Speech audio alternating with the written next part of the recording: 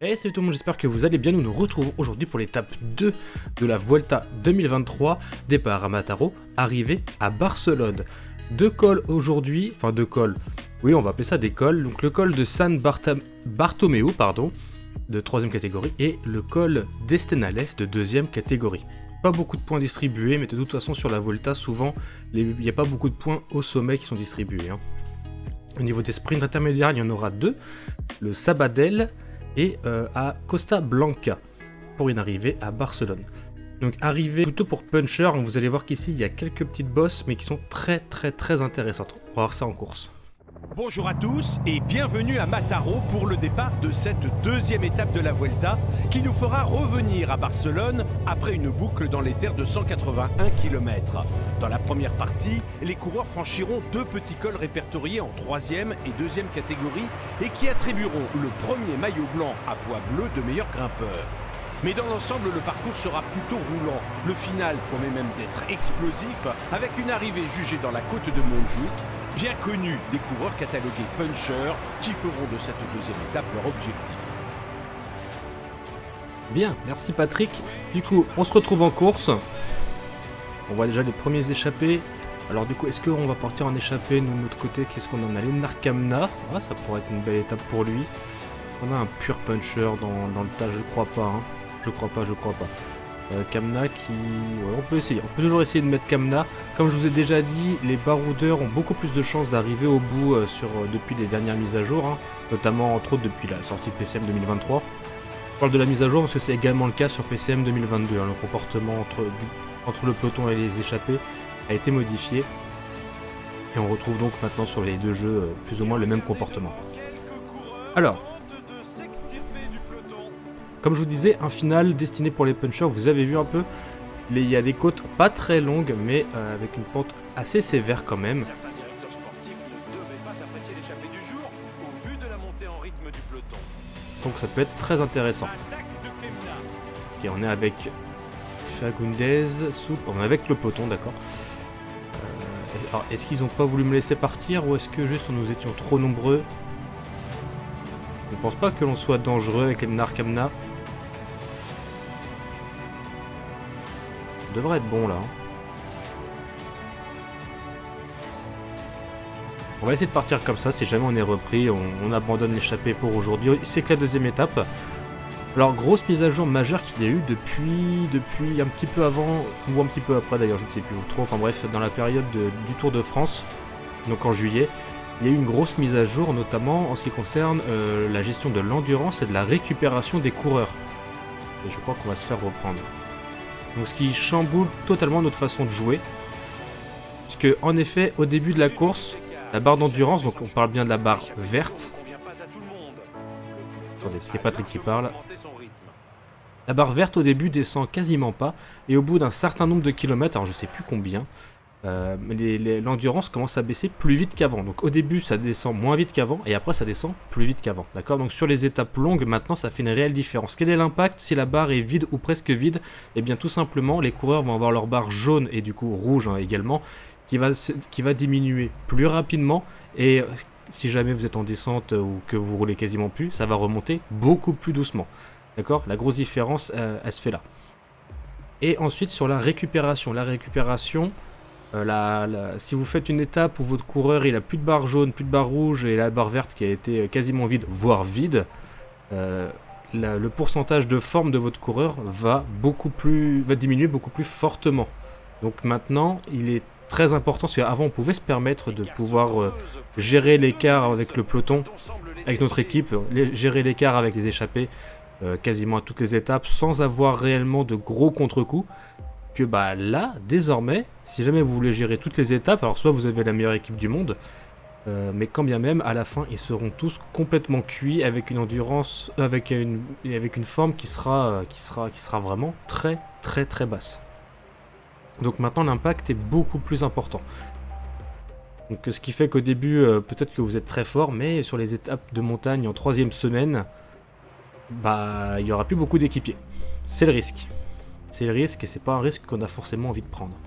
Donc c'est pour ça, je pense que les échappés arrivent beaucoup plus souvent au bout désormais. Après là, ils sont que 3, c'est pas très dangereux, ça devrait on devrait pouvoir contrôler tout ça. Alors sinon, la stratégie pour la Bora. La stratégie pour la Bora, elle est encore inconnue, même pour moi, je sais pas qui est mon leader. J'ai Vlasov qui est fort, j'ai Higuita qui est fort. Forme à 95, après globalement j'ai des coureurs qui ont tous une bonne forme. Bon, Nikodens qui a 96, mais ce sera pas lui notre leader, c'est sûr.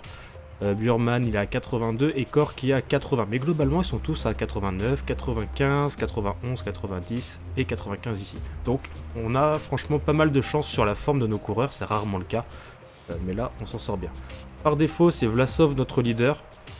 Ça pourrait être Higuita. Ça pourrait éventuellement être Kamna. Après à voir comment ça va se passer sur les étapes de montagne. Mais on a beaucoup de très bons coureurs. Donc, franchement c'est une très belle équipe qui me plaît énormément. On a Kor qui protège Vlasov, ça nous va. Du coup, on n'a plus grand chose à faire, l'échappée est partie. Donc on va se retrouver d'ici 40 km à peu près, on va se retrouver pour les 100 derniers kilomètres. Ah quoi que non, ici c'est très plat. On va se retrouver pour les 75 derniers kilomètres du coup. Allez, à tout de suite.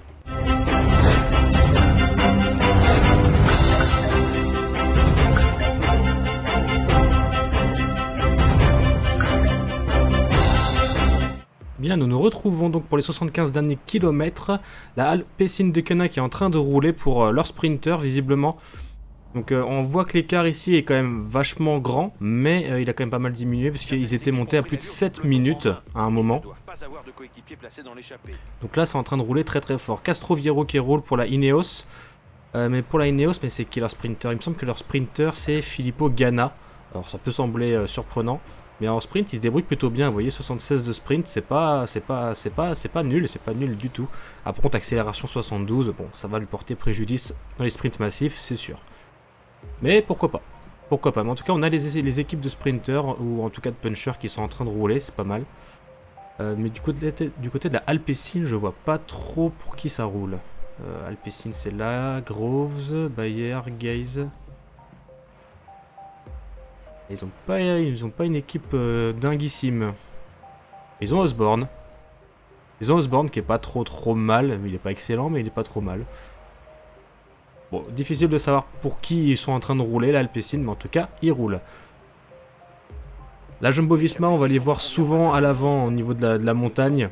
Ils ont une équipe du diable. Il y a tout le monde.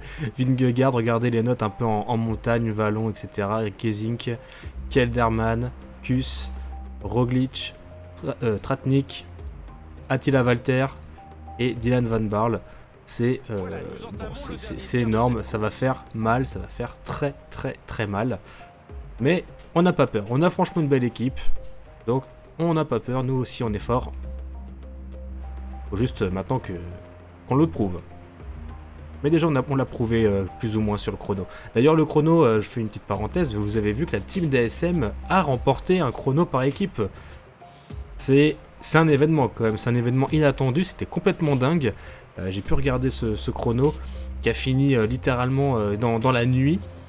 Mais juste par contre, en regardant les images un petit peu après, je me suis posé la question, parce qu'ils sont en ville, et c'est vrai que la luminosité était catastrophique, il n'y avait pas de luminosité. D'ailleurs Remco s'en est plaint par rapport aussi, il trouvait que du coup ça jouait énormément sur la sécurité, et d'ailleurs il a raison, hein, tout à fait, il a tout à fait raison. Après est-ce que ça fera bouger les choses, j'en sais rien. Mais par contre il y a une chose qui est très louche, en fait je sais pas pourquoi ils n'y ont pas pensé, ou pourquoi ils n'ont pas fait le nécessaire pour que ça n'arrive pas, mais... le chrono était à Barcelone, mais vraiment au centre de la ville de Barcelone, si vous voulez. Et donc normalement, on pourrait penser qu'il y a de l'éclairage public. Et alors oui, il y a bien les infrastructures, d'accord, il y a bien des lampadaires sur les trottoirs, mais ils étaient éteints. Il n'y avait que les lumières de la Vuelta, en fait. Les projecteurs de la Vuelta qui étaient allumés, avec les phares des voitures, etc. Mais enfin, j'ose imaginer que normalement, avec l'éclairage public, la visibilité aurait pas été la même. Et vous pouvez regarder les images du podium et de l'arrivée de la Soudal Quick-Step, entre autres, et vous verrez que l'éclairage public n'est pas allumé du tout. Je trouve ça complètement dingue en fait. Je trouve ça complètement dingue. Pour moi, c'est une grosse faute de Barcelone. Ils accueillent la Vuelta sur le prologue et en plus sur la deuxième étape. Hein. Là, on arrive encore à Barcelone, donc c'est une ville majeure dans cette Vuelta. Et ils ont juste pas pensé à mettre la lumière, c'est complètement dingue. Alors attendez. Qui va abandonner? J'ai pas suivi. Kelderman, oh non, le maillot rouge. Oh là là là là là là. Kelderman et Arcas. Ah, c'est moche, c'est moche. Le maillot rouge qui abandonne comme ça, c'est...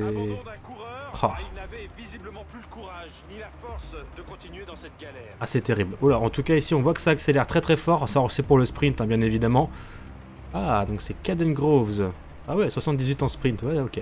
Ok, ok. Ryan Coquart aussi qui est là. Oula, il y a deux Français, Godon, Coquart. Bon, normalement, Coquart a largement l'avantage. Hein. Je pense que c'est le meilleur sprinter du peloton. Hein. Il est vraiment très très fort, Coquart. Oh là! Oh là, bah alors Coquart! Ah d'accord, ok. Bon bah j'ai rien dit en fait. Et Godon qui est même devant Kamna. Alors là, Ghana. Là, Godon, il a fait un sacré sprint. Hein. Mon dieu.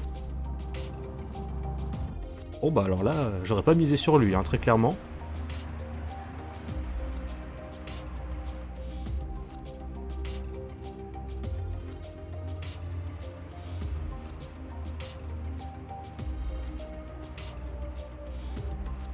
Du coup, j'en profitais, on va faire aussi le point sur les classements. Sur les classements. Enfin oui, sur les classements, sur les arrivées au sommet, sur les sprints intermédiaires. Donc alors Schlegel, Okamika et Drisner dans cet ordre-là, pour au sommet du col de San Bartomeu. De toute façon, ce sont les trois échappés, il n'y a pas de surprise. Au niveau du sprint, on retrouve donc les trois échappés. Suivi de Ghana, Groves. Il n'y a que les 5 premiers. Moi, je peux pas descendre. Il y a d'autres points normalement qui ont été distribués. Ah, peut-être pas. Ah, c'est peut-être que les 5 premiers. Ok. Ici au col d'Estenales, nous avons donc Okamika, Drisner et Schlegel, ce qui fait que Okamika va remporter, si je dis pas de bêtises, ouais, Okamika va avoir le maillot blanc à pois bleu de meilleur grimpeur, le tout premier distribué de cette Vuelta.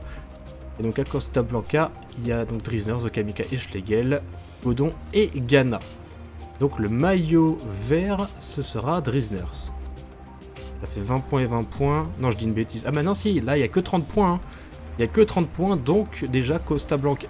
oula, pardon, excusez-moi, Drisner est assuré quasiment d'avoir son maillot de meilleur sprinter. Puisque là... non mais c'est même sûr du coup, ça y est. Hein. C'est fait, les jeux sont faits puisqu'il n'y avait pas eu de points distribués lors de la première étape, qui était le prologue. Donc c'est fait, Drisner va récupérer son maillot vert.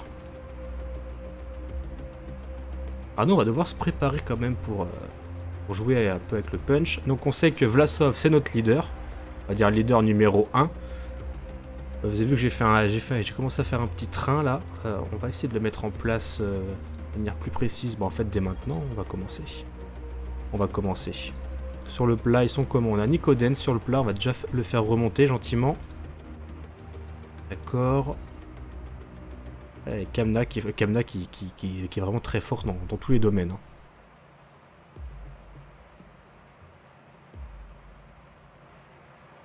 Ok, ce serait bien que maintenant Nicodens arrive à remonter encore plus fort. Ça roule vraiment fort. Il ne faut pas que le peloton s'étire trop, sinon il va y avoir des cassures. Kamna, Vlasov. Voilà. Les autres, ils vont rester derrière. C'est juste pour essayer de suivre un maximum et d'éviter de perdre du temps. Et éventuellement aussi, on pourrait y penser, si l'occasion se présente, pourquoi pas créer une cassure. Hein. Pourquoi pas faire décrocher l'un des Bora pour créer une cassure, pour que Vlasov puisse prendre les secondes qui lui manquent pour récupérer le maillot rouge. Dance, Core, Kamna. Pourquoi il y a Zioff qui est là? Non, Zioff, on va le mettre derrière. Comme ça, il va pas nous gêner Vlasov. La moindre place est très importante. On va bientôt rentrer dans les 10 derniers kilomètres. Les coureurs approchent de l'arrivée. Ils viennent de franchir le panneau des 10 derniers kilomètres. Allez, on va commencer à tabasser un peu. Le peloton réduit l'écart petit à petit.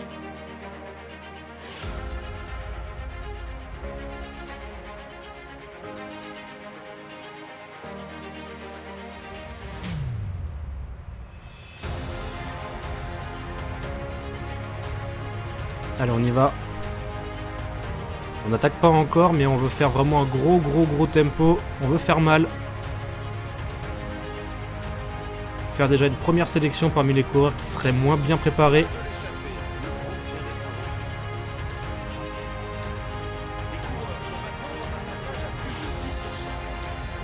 Ok, c'est maintenant. C'est maintenant.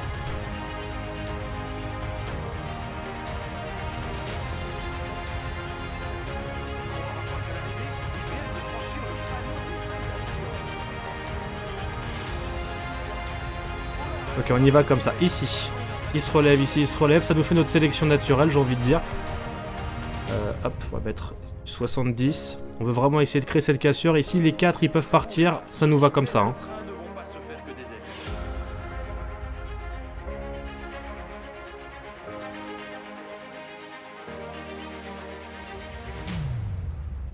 Allez, tout le monde au sprint.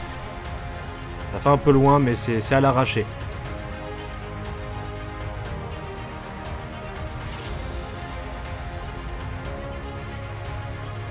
Ok, 34 secondes d'avance, c'est très bien comme ça.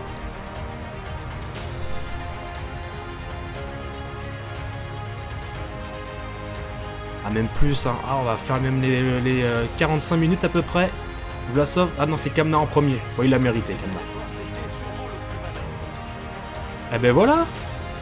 Ah, le maillot rouge, il est pour la Bora. Et la Bora, là, c'est même pas un triplé, c'est un quadruplé de la Bora. Quelle équipe! Alors là, ça, un truc comme ça, là, si aujourd'hui nous font un truc pareil, mais moi je suis fou devant mon écran, là.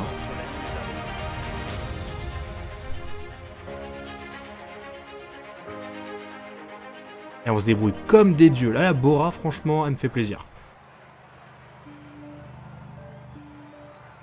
J'y crois. J'y crois, j'y crois, j'y crois. D'ailleurs, je vous dis ça comme ça, la Lidl Trek compte recruter Roglic. Alors, rien n'est officialisé, rien n'est signé, je veux dire.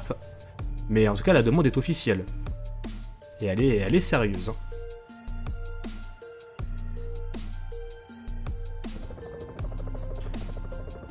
Allez, les podiums. Victoire de Lennart Kamna devant Alexander Vlasov et Sergio Higuita. 17 secondes derrière, Emmanuel Burman. Et 5ème, Omar Fraile à 43 secondes. C'est ici qu'on va retrouver tous les favoris. 43 secondes derrière le triplé de la Bora. Burman qui a perdu quelques secondes. Il a pas su tenir les roues jusqu'au bout. Eh bien, bon, je pense que le classement parle pour nous. Hein. C'est plutôt une belle entame de course. Lennart Kamna, maillot rouge. Premier maillot rouge de la Bora. J'espère qu'il va pas chuter comme Kelderman. J'espère que c'est pas un maillot qui porte malheur. Classement du meilleur grimpeur, Ander Okamika avec 7 points devant Jarrad Riesners 4 points et Michael Schlegel 4 points également. Classement par points, il est dominé pour le moment par Jarrad Riesners 40 points, suivi par Michael Schlegel 32 points, Ander Okamika 32 points. Lennart Kamna, 30 points. Et Alexander Vlasov, 5ème à 25 points. Classement assez serré pour le moment. Hein. Classement des meilleurs jeunes, remporté par un coureur de la Bora, c'est Sian Wüstebrucks. Ah, cette prononciation. Au secours. Attila Walter, 2ème avec 5 secondes de retard. Et Tim Arensman, 3ème avec 8 secondes de retard. On note également Remco Evenepoel 4ème avec 10 secondes. Bref, rien n'est fait encore dans ce classement. Il manque, c'est serré. Classement par équipe, la Bora Hansgrohe domine avec 1 minute 56 secondes d'avance sur la Jumbo-Visma et plus de 2 minutes après sur les autres concurrents. Sur les autres équipes, plutôt. Et ben voilà, ça c'est une belle course. Voilà la Bora, c'est ça qu'on aime chez la Bora. Il y a plein de beaux noms, mais souvent on les voit pas trop. Bah, c'est comme ça qu'il faut faire, les gars. C'est ça que je veux voir sur la Vuelta. Ah, c'est beau, c'est beau, c'est beau. Et ça aussi, c'est beau. C'est le genre de profil qu'on aime bien, surtout lorsqu'on a la Bora. Et ça, ce sera pour demain. Donc, je vous donne rendez-vous demain à 10 h pour la prochaine étape. A bientôt. Bye.